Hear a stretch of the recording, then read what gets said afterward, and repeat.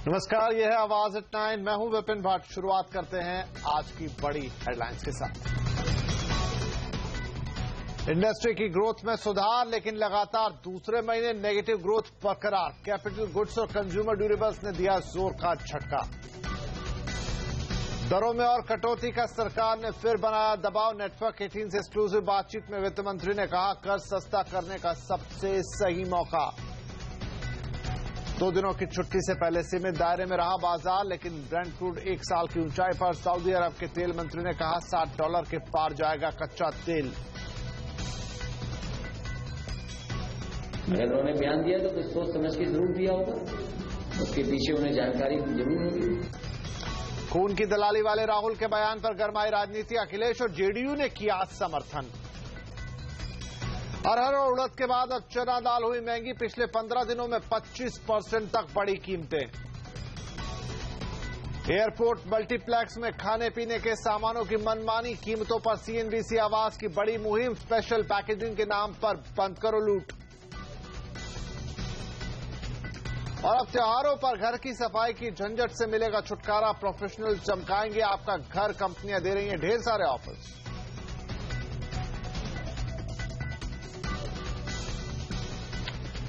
लेकिन आवाज एट 9 में सबसे पहले बात आईआईपी यानी कि इंडेक्स ऑफ इंडस्ट्रियल प्रोडक्शन की।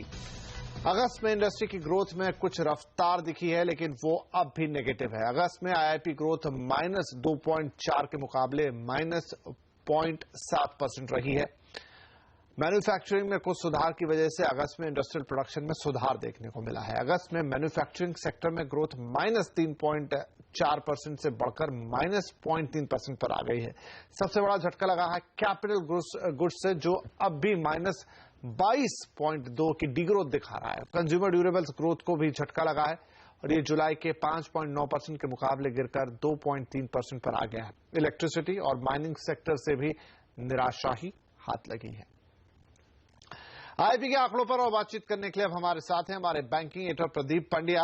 तो प्रदीप, पूरे आंकड़ों को देखें तो एक जंप तो है, थोड़ा बेटरमेंट की तरफ बढ़े हैं, लेकिन अभी भी नेगेटिव में ही है। तो कहां से दबाव अभी भी बरकरार है इन नंबर्स पर? आईआईपी के आंकड़े उम्मीद से थोड़े कमजोर हैं। हम उम्मीद कर रहे थे कि पॉजिटिव आधे से 1% के बीच का आंकड़ा होगा, ये नेगेटिव आधे से 1% के बीच का आंकड़ा है। और खास तौर पे हम लगातार ये देख रहे हैं जैसे कि कैपिटल गुड्स में एक दबाव बना हुआ है, तो वो स्थिति बदलती हुई नजर नहीं आ रही है। अब भी कैपिटल गुड्स में आपको -22% के आसपास का आंकड़ा मिल रहा है। ज्यादातर एक्सपर्ट्स का ये मानना है कि इसमें अभी कुछ क्वार्टर्स का समय लगेगा, तो आंकड़े कहीं ना कहीं से बॉटम आउट होते हुए दिखाई दे, यानी गिरावट की रफ्तार कम होती हुई दिखाई दे। इतने से ही आपको राहत की सांस लेनी चाहिए। लेकिन ज्यादा बड़ी दिक्कत इस वजह से हो रही है कि कुछ सेक्टर्स जो काफी अच्छे चलने लगे थे, जैसे कि कोयला हुआ, माइनिंग हुआ, क्योंकि सरकार ने काफी कदम उठाए थे, तो अब उसमें लेकिन लगता है कि शुरुआती ग्रोथ तो आ गई, पर उस बढ़त के ऊपर साल दर साल और बेहतर ग्रोथ देना थोड़ा मुश्किल दिख रहा है। और कहीं ना कहीं कुछ स्ट्रक्चरल बॉटलनेक्स बनते हुए पावर, कोल जैसे सेक्टर्स में फिर से नजर आ रहे हैं। ये चिंता का विषय है। हालांकि अगले महीने ये उम्मीद की जा सकती है कि कंज्यूमर ड्यूरेबल्स में खासतौर पे पिकअप दिखेगा, क्योंकि त्योहारों की मांग सितंबर के आंकड़ों में नजर आएगी, जो फैक्ट्री से माल सप्लाई हुआ है, और अक्टूबर में फाइनली वो सेल्स में तब्दील होगा। तो एक सीजनली अगले कुछ महीनों के लिए भी हम कह सकते हैं कि कंज्यूमर गुड्स में एक तेजी बनेगी, और उसके बाद वो धीरे धीरे शायद कुछ क्वार्टर्स के बाद कैपिटल गुड्स पे अपना असर दिखाएगी। शुक्रिया प्रदीप। इधर आरबीआई पर सरकार ने एक बार फिर दरों में कटौती का दबाव बढ़ाया है। वित्त मंत्री अरुण जेटली ने वॉशिंगटन में नेटवर्क 18 से एक्सक्लूसिव बातचीत में कहा कि अच्छे मॉनसून से महंगाई में कमी आएगी और इससे आरबीआई को दरों में और कटौती का मौका मिलेगा। Possibly they have seen that with a good monsoon and a bumper harvest in pulses, the vegetable and the pulse prices are going to go down. And once that happens, if the inflation goes down, obviously the RBI has greater flexibility in taking a decision, and that's what they've done at the moment. SBI की chairman Arundhati Bhattacharya ने भी आगे दरों में और कटौती की उम्मीद जताई है। उनका कहना है कि आगे महंगाई में और कमी की संभावना है, जिससे दरों में कटौती की गुंजाइश बनती है। Of the 175 basis point cut that the Reserve Bank has done, we as a bank have passed on 95 basis points. more will get passed on in the near term rather than in the longer term. Our own in-house research indicates that the inflation numbers will keep coming down. Right. And if they keep coming down, surely there will be space for further rate cuts. We are aware, and RBI has said as much time and again, that they are data-driven. And if that be the case, I think the data will support further cuts. आर्थिक मामलों के सचिव शक्तिकांता दास ने दरों में और कटौती की संभावना जताते हुए कहा है कि बैंकों को अभी तक की कटौती का फायदा लोगों को पहुंचाना चाहिए. Today the environment is probably far more conducive for reducing the policy rates, and the Reserve Bank has reduced by 25%. But having said that, let me also mention that reduction by the Reserve Bank of India has to be followed up by transmission of this reduction, transmission of these rates to the, by the banks to the eventual customers. इधर 2 दिनों की छुट्टी से पहले share बाजार भी छुट्टी के मूड में दिखा. बाजार की शुरुआत अच्छी बढ़त के साथ हुई. थोड़ी देर में ही निफ्टी 8,750 के करीब पहुंच गया, लेकिन बाजार में ऊपरी स्तरों पर बिकवाली का दबाव झेलना पड़ा. पूरे दिन बाजार सकारात्मक रुझान के साथ एक छोटे दायरे में घूमता रहा. कारोबार के आखिर में सेंसेक्स में आज 21 पॉइंट और निफ्टी में 11 पॉइंट की हल्की बढ़त रही. बाजार की उठापटक के बीच जानकार निवेशकों को सतर्क रहने की सलाह भी दे रहे हैं. उनके मुताबिक मिड कैप और स्मॉल कैप शेयरों में 20% तक का करेक्शन आ सकता है. थोड़ा सावधानी अच्छा होगा, क्योंकि अभी जो क्वालिटी ऑफ स्टॉक्स ऊपर जा रहे हैं वो मेरे ख्याल से पिछले महीने से थोड़ा नीचे आ गया उसका क्वालिटी. सबको लग रहा है कि ये मिड कैप रैली चलता रहेगा, सालों साल चलता रहेगा, लेकिन मुझे लग रहा है कि अगले 4-5 हफ्ते में एक झटका आने, मिड कैप में भी एक झटका आने का आशंका बिल्कुल है. मार्केट में ब्रॉडर इंडाइसेस में 8 से 10% करेक्शन के बाद में आपको एक बॉटम नजर आएगा. तो मुझे बड़ी करेक्शन जो है ब्रॉडर इंडाइसेस में नजर नहीं आती, लेकिन चूंकि मिड कैप स्मॉल कैप में निवेशकों का उत्साह ज्यादा रहा है, वहां कहीं ना कहीं आपको जो है निराशा देखी जा सकती है. कच्चे तेल में जोरदार तेजी देखी जा रही है. ओपेक के बाद रूस की तरफ से भी उत्पादन में कटौती के संकेत मिलने से अंतर्राष्ट्रीय बाजार में कच्चे तेल के दाम में 1 साल के ऊपरी स्तर पर हैं. सऊदी अरब के तेल मंत्री ने क्रूड के $7 तक जाने के बयान से भी क्रूड में खरीदारी निकल पड़ी है. नाइमेक्स में क्रूड करीब 3% ऊपर है, वहीं घरेलू बाजार में करीब 2.25% की बढ़त देखने को मिल रही है. हाल में हुई स्पेक्ट्रम नीलामी पर टेलीकॉम मंत्री मनोज सिन्हा का मानना है कि अब कॉल ड्रॉप से छुटकारा मिल सकता है. नेटवर्क 18 से एक्सक्लूसिव बातचीत में मनोज सिन्हा ने यह भी कहा कि कॉल ड्रॉप के लिए अब कंपनियां स्पेक्ट्रम न होने का बहाना नहीं दे सकती. सरकार ने देश में एक स्पष्ट संदेश दे दिया है कि हमने भारी मात्रा में huge amount of auction, huge amount of spectrum was untable. Now none can say that there is a shortage of spectrum, and the biggest issue in last 2 years was a call drop and poor data quality. So I think no telecom service operator can claim that there is shortage of spectrum. Government tried its best to provide all the spectrum which was available to us. तो मुझे लगता है कि जब हमने आज इतना ज्यादा मात्रा में स्पेक्ट्रम रखा और लोगों ने नहीं उसको लिया, तो मैं ये मानता हूं कि शायद उनकी फाइनेंशियल स्थिति ऐसी नहीं है कि आज की डेट में वो स्पेक्ट्रम लेते. अदरवाइज बेस्ट स्पेक्ट्रम में बिड न आवे तो उसके कई कारण थे, जिसमें एक कारण मैं इसको भी जोड़ता हूं. तो कोई जल्दबाजी में सरकार नहीं है. अप्रोप्रिएट टाइम पर सरकार इस पर निर्णय करेगी. इधर सरकार उम्मीद कर रही थी कि टेलीकॉम ऑक्शन से काफी पैसा आएगा, लेकिन दूसरी तरफ सरकार के टैक्स कलेक्शन के आंकड़े इकोनॉमी में अच्छी ग्रोथ का संकेत दे रहे हैं. अप्रैल सितंबर में इनडायरेक्ट टैक्स से सरकार की आय करीब 30% बढ़कर 4 लाख करोड़ रही है, जबकि डायरेक्ट टैक्स का कलेक्शन 9% बढ़कर 3.27 लाख करोड़ रहा है. अभी तक इनडायरेक्ट टैक्स से आय बजट अनुमान की 52% रही है. अप्रैल से सितंबर तक excise tax collection 1.25 lakh crore से बढ़कर 1.83 या करीब 1.25 लाख करोड़ रहा है, जबकि कस्टम से आय 1.03 लाख करोड़ से बढ़कर 1.08 लाख करोड़ पर पहुंच गई है. अरहर और उड़द के बाद अब चने की दाल भी महंगी हो गई है. दिल्ली, मुंबई, अहमदाबाद और नागपुर जैसे बड़े शहरों के थोक और खुदरा बाजार में चना दाल के दाम पिछले 15 दिनों में 25% तक बढ़ चुके हैं. आखिर इस तेजी के पीछे क्या वजह है, पता करने की कोशिश की हमारे संवाददाता अर्णव वसावड़ा ने। अगर आपके खाने के मेन्यू में चना दाल है तो आपके लिए बुरी खबर है, क्योंकि पिछले 2 सप्ताह में दिल्ली से लेकर नागपुर तक चना दाल की कीमतें आसमान छूने लगी हैं। दिल्ली के नया बाजार में चना दाल 15 दिन पहले 10,500 रुपए क्विंटल बिक रही थी, वो करीब 11,300 रुपए क्विंटल पर आ गई है। अहमदाबाद में कुछ दिनों पहले 9,300 में बिकने वाली चना दाल 10,500 से ऊपर बिक रही है। मुंबई में भी चना दाल करीब 800 रुपए क्विंटल महंगी हो गई है। थोक व्यापारियों के मुताबिक चना दाल में ये तेजी अगले 1 महीने तक बरकरार रहने की संभावना है। चना दाल गवर्नमेंट के स्टॉक लिमिट की वजह से और प्रोडक्शन कम होने की वजह से चने का कोई भी स्टॉक कहीं पे भी नहीं है प्राइवेट ट्रेडर्स के पास। तो एक बड़ा स्टॉक यदि आज माने तो केवल गवर्नमेंट के पास है, प्राइवेट ट्रेडर के पास कोई माल नहीं है। सिर्फ थोक बाजार में ही नहीं, खुदरा बाजार में भी चना दाल करीब 25% तक महंगी हो गई है। दिल्ली के खुदरा बाजार में चना दाल की कीमत 130 रुपए किलो तक पहुंच गई है। कस्टमर तो पहले कहता है कि भाई इस भाव में ले गए थे, 80-90 रुपए में ले गए थे, अभी 130 रुपए इकट्ठे कैसे कर दिया आपने? हम लोग क्या करें जब ऊपर से ही माल ऐसे रेट आता है। महंगी हो जाने के बाद बड़ा प्रॉब्लम होता है बेचने में भी। तो उनको 130 बताते हैं, वो कहते हैं वो ये भाव वहीं मिल जाता है, ये मिल जाता है। थोक के बाजार में जब ये हाल है तो क्या होगा? दरअसल दालों की स्टॉक लिमिट हटाने से लेकर आर्थिक सलाहकार की सिफारिश हो या रिटेल प्राइस पर कैप लगाने का फैसला, सभी मोर्चे पर सरकार का रवैया सुस्त दिखाई दे रहा है। दालों की बढ़ती महंगाई को रोकने के लिए सरकार ने लंबी अवधि के फैसले तो ले लिए हैं, लेकिन अभी उसे सही ढंग से लागू नहीं कर पाई है। और यही वजह है कि अरहर और उड़द के बाद अब चना दालों की कीमतों में भी तेजी देखने को मिल रही है। अर्णव वसावड़ा, दिल्ली। और खून की दलाली वाले राहुल के बयान पर राहुल को मिला अखिलेश का साथ, क्या है इसके सियासी बारे में बात करेंगे जाने माने पत्रकार शरद प्रधान से ब्रेक के बाद।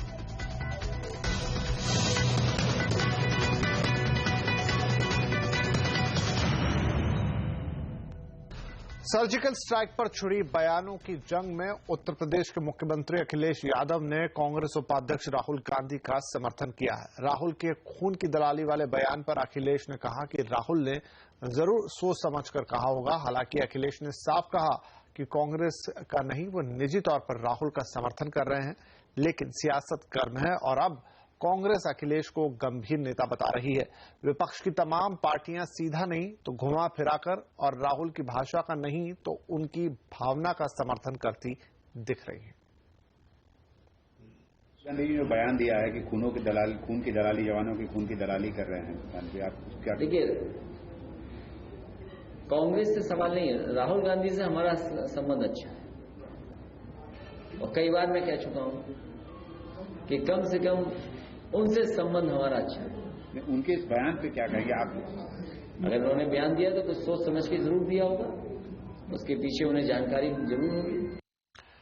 जेडीयू नेता केसी त्यागी ने कहा है कि राहुल की भाषा को छोड़ भी दें तो उनकी बात सही साबित होती है, क्योंकि बीजेपी सर्जिकल स्ट्राइक को चुनावी मुद्दा बना रही है। राहुल जी ने जो शब्दावली इस्तेमाल की थी वो भारतीय जनता पार्टी के नेताओं को अप्रिय लगी होगी, लेकिन ये तो अब अमित शाह के वक्तव्य के बाद सर्वविदित है कि वो उरी के शहीदों की कुर्बानी को उत्तर प्रदेश के चुनाव में इस्तेमाल करना चाहते हैं। ये अमित शाह स्वयं वक्तव्य दे चुके हैं कि हम इस सवाल को गली गली गांव गांव मोहल्ले लेकर के जाएंगे। इधर कांग्रेस नेता रणदीप सुरजेवाला का कहना है कि जो बात अखिलेश को महसूस हो रही है वही सबको लग रहा है कि बीजेपी सेना का नाम बना रही है। इस देश के 125 करोड़ नागरिकों के जहन में वही प्रश्न है जो माननीय अखिलेश यादव जी के मन में है कि क्यों मोदी जी, क्यों अमित शाह जी देश की सेना के 68 साल के शौर्य और बहादुरी का अपमान कर रहे हैं। क्या देश की सेना ने नरेंद्र मोदी जी के प्रधानमंत्री बनने से पहले कभी कुछ नहीं किया? चलिए, तो अखिलेश यादव के इस बयान के क्या सियासी मायने हैं, इस पर और बातचीत करने के लिए अब हमारे साथ है वरिष्ठ पत्रकार शरद प्रधान।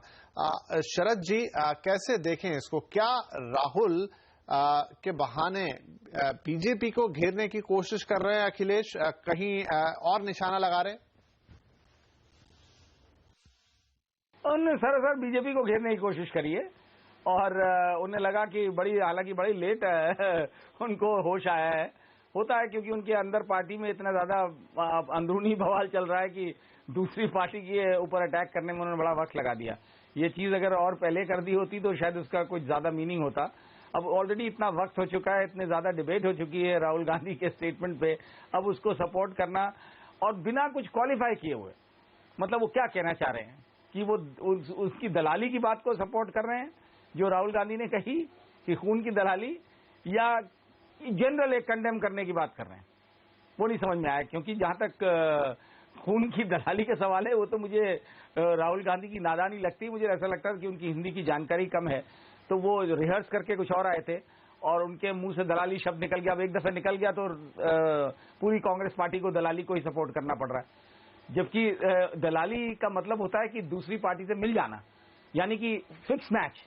तो वो क्या कहना चाह रहे हैं, वो तो अगर फिक्स्ड मैच है तो ये फिर इंडियन आर्मी को ये क्या की बुराई कर रहे हैं, जो मुझे नहीं लगता। तो वो कहना चाह रहे होंगे खून की राजनीति और मुंह से निकल गया दलाली। जी शरद जी, लेकिन सिर्फ अखिलेश ही नहीं, जेडीयू ने भी राहुल के बयान का एक तरीके से समर्थन किया। उन्होंने कहा कि उनकी शब्द नहीं लेकिन भावना से तो इत्तेफाक रखते हैं। तो क्या सभी पार्टियां बीजेपी को ये देख रही हैं कि इन्हें इनका फायदा मिल जाएगा, चुनावी फायदा, और अब उन पर अटैक कर रही है ताकि उसको थोड़ा न्यूट्रलाइज कर सके?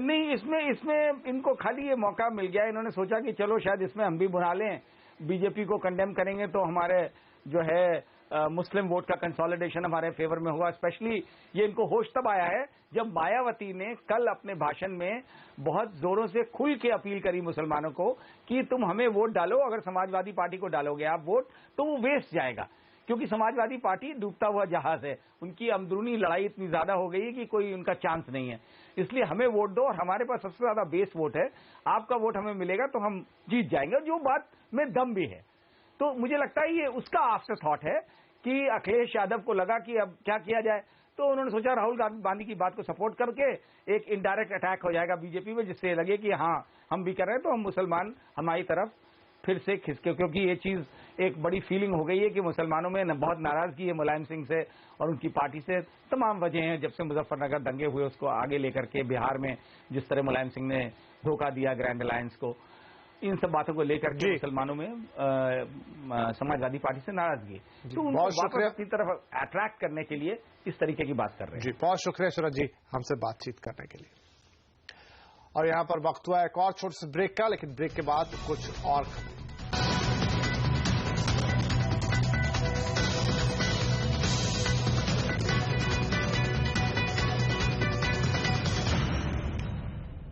सरकारी कंपनियों में हिस्सेदारी खरीदने के लिए उस कंपनी के कर्मचारी ट्रस्ट बना सकते हैं। सरकार ने ट्रस्ट बनाकर ज्यादा से ज्यादा शेयर खरीदने की परंपरा को प्रोत्साहन देने का फैसला लिया है। इसका मकसद विनिवेश में कर्मचारियों की हिस्सेदारी को बढ़ावा देना है। सरकार की कोशिश है कि कंपनियों में हिस्सेदारी बेचने की योजना में उनके कर्मचारी भी बढ़ चढ़कर हिस्सा ले सकें। इस मकसद से सरकार अब कर्मचारियों के ट्रस्ट बनाने पर जोर दे रही है। सूत्रों के मुताबिक सरकार चाहती है कि कंपनियों के कर्मचारी आपस में मिलकर एक ट्रस्ट बनाएं और फिर उस ट्रस्ट के जरिए विनिवेश के दौरान कंपनियों के शेयर खरीदें। ट्रस्ट बनाने के प्रस्ताव पर विनिवेश विभाग यानी डीपम और डिपार्टमेंट ऑफ पब्लिक एंटरप्राइजेस के बीच चर्चा भी हो चुकी है। सूत्र यहां तक बता रहे हैं कि कई बड़ी कंपनियों के मैनेजमेंट से कहा गया है कि वो इस बात की संभावना तलाशें कि क्या उनके कर्मचारी या कर्मचारी यूनियन ट्रस्ट बनाकर कंपनी में शेयर खरीदना चाहेंगे या नहीं। ट्रस्ट के 3 फायदे हैं। पहला, विनिवेश के दौरान कर्मचारियों के लिए आवंटित 5% शेयर पूरी तरह से कर्मचारियों के पास जा सकेगा। फिलहाल कर्मचारियों का कोटा मुश्किल से 50 से 60% ही भर पाता है। दूसरा, अगर ट्रस्ट के जरिए कर्मचारी ज्यादा शेयर खरीदने में कामयाब हो जाते हैं तो कंपनी के बोर्ड में भी उन्हें जगह मिल जाएगी, जो बेहतर मैनेजमेंट के लिए अच्छा होगा। और तीसरा, सरकार के लिए अपनी कंपनियों में बड़ी मात्रा में हिस्सेदारी बेचने पर कर्मचारी यूनियन से भी तीखा विरोध कम हो जाएगा। लक्ष्मण रॉय, दिल्ली। त्योहारों पर हर किसी को साफ सुथरा और नया जैसा घर चाहिए, लेकिन खुद इतनी साफ सफाई कर पाना इन दिनों थोड़ा मुश्किल है। तो अब इसके लिए प्रोफेशनल कंपनियां हाजिर हैं और वो भी ढेर सारे ऑफर्स के साथ।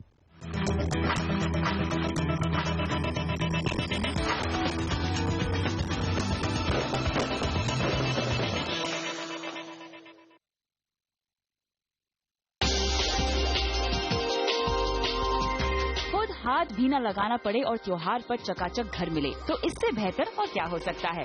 आपके इस सपने को पूरा करने के लिए होम क्लीनिंग कंपनियां लेकर आई हैं स्टीम क्लीनिंग और डीप वार्म क्लीनिंग की नई तकनीक। इस टेक्निक से आप घर के पंखे, फर्नीचर, फर्निशिंग से लेकर आपके घर का कोना कोना चमका सकते हैं।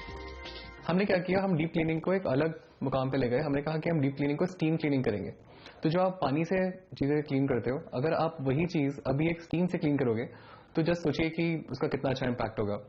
लोगों को अपने घर में पेंटिंग कराने की जरूरत नहीं पड़ती अगर वो हमारे यहाँ से डीप होम क्लीनिंग कराते हैं, बिकॉज उनका घर की दीवारें भी इतनी अच्छी चमकने लगती हैं बिकॉज वो स्टीम से क्लीन होती हैं।